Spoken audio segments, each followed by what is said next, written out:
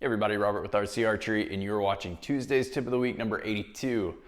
In today's video, I'm going to be giving you 2 tips to help you stay as steady as possible throughout your shot execution. In the members video this week, we're going to be going over stabilizer setting to create some resistance based off of your shot style and helping you stay in the middle of the target a little easier. And then in our 2 YouTube Shorts videos that come out this week, the first one, we'll be talking about how to not give up on the shot early. And if you are, a tip that was given to me on how to redirect your thought process and help you get back on track. And then the second video this week, we'll be talking about simplifying the shot execution process and making things a little bit less complicated and easier to repeat. All right, tip number 1 is removing excessive movements. The worst thing that you can do with your shot execution is inducing too much movement to make the shot fire. Everything that we have done to work on holding steadiest on target and getting our form set up correctly and our bow fitting us correctly will all just go away if we're moving a lot. Meaning that if we have a pull through style shot, if we're pulling a lot and a long distance to make that release fire and to make the shot happen, or if we have a hinge release and we're having to rotate it a lot to get that release to fire and trip, or if we have a thumb button with too much tension or too much travel on it and we really have to get into it in order to make that shot happen. Anything that we are doing with shot execution, if we can limit the overall movement to just the bare essential of what it needs to be, the better we are going to see with our sight picture. So how do we do this? That's the big question.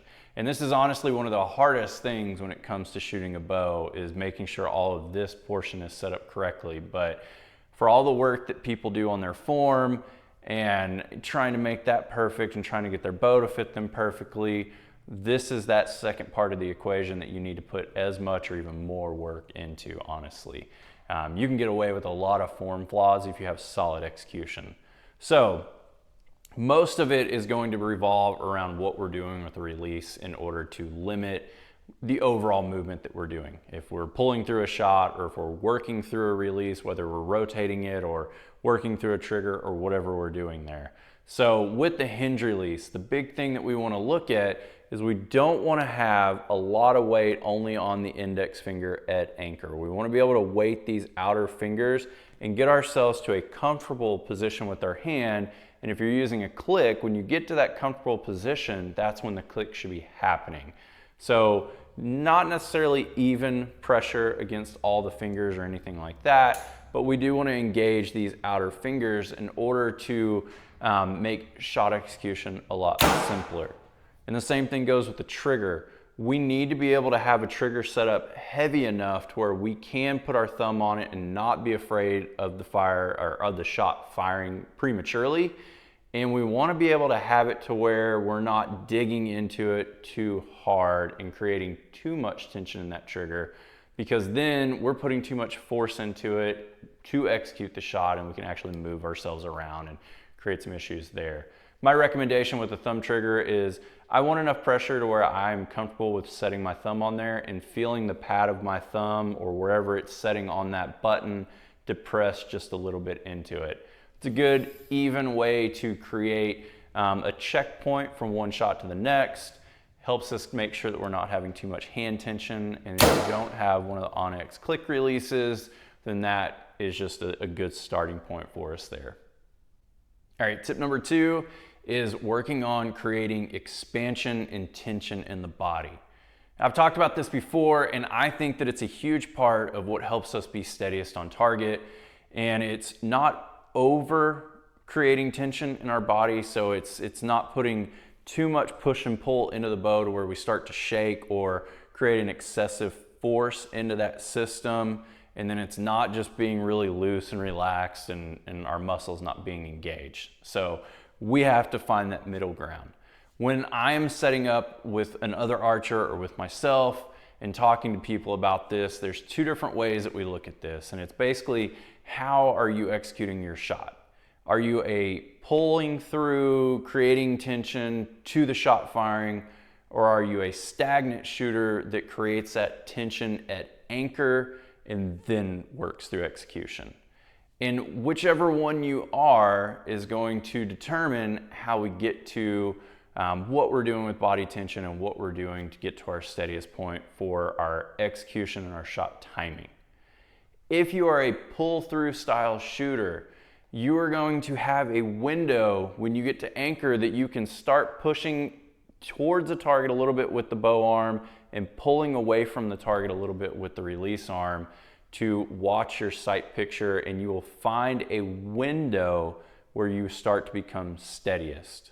If you just get to the stops on your bow and you are set up correctly with draw length and your D-loop length, you'll notice that as you start to increase that tension and expand our body and engage these muscles, you'll start to see the overall pattern and motion on the target lessen, and you may get to a point to where it just gets extremely small and then opens back up. When we are opening back up, that is our body creating too much tension. And as a side note, when you start to see that, that is when we get into trouble with execution and we get big misses on target. A lot of people that are overbowed or have a really aggressive style cam or a draw length or D-loop that is too short, they can overpower the system. And when you're pulling and your body is so tense with what it's doing and right on that red line, that rev limiter of what we're doing, that's when we can push and pull a bow and do some crazy stuff and we get wide misses. So that is the overextended portion of it, so we want to avoid that. If we're pulling through the shot, we want to be able to pull through, starting our shot execution on that front end of that window where we're seeing our steadiest sight picture, and then working on the timing of the shot with how slow or fast the hinge speed is, or how soft or heavy the thumb pressure and the button is set up to get to the steadiest point or our steadiest window as the shot is firing.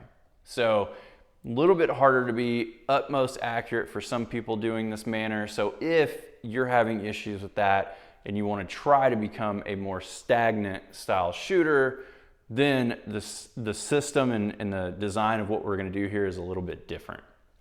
So for me, this is my shot style. I don't pull through excessively with my shot. I generally like to build a lot of that tension on the front end, and then I like to maintain that pressure during my execution. So for me, I am pushing away towards the target from the elbow out, because when I get to full draw, my elbow is not tensed up. It's got not a bend in it, but it's soft. So then I can get a little bit of extra push on it, a couple pounds extra push, and then I can pull away from the target with my release hand or my release arm, however you want to look at that, and it creates that tension that I'm needing to steady myself up. I want to get to the point to where I'm at my most steadiest doing this, and then hold and maintain that tension and then work through my release. So those are the two shot styles that are most common, and if you're using those, that's what you're looking for. It's studying your float, it's watching everything you're seeing on target, and then starting to do some release adjustments on speed or on the heavy setting or light setting of a trigger, and trying to make all that work on timing to get our best results downrange. All right guys, if you're not a member of this channel and you would like some extra videos and content from one week to another, there is a link down in the description of this video. It will take you to the two different, platforms that we have for this, and two packages that you can look at. You get different things with that. One is just the extra videos, and one is the extra videos along with access to coaching for me that you don't have to pay for. So you have options that way. But this week's video, again, we're going to be going over fine-tuning our stabilizers and getting the resistance in that system built up in order to help us with what we're doing on holding steadiest on target. If you aren't subscribed to this channel, please think about doing so, and make sure you hit the thumbs up button on this video. It helps us out with the algorithm and gets this video out to more people. Thank you guys for watching. I'll see you soon.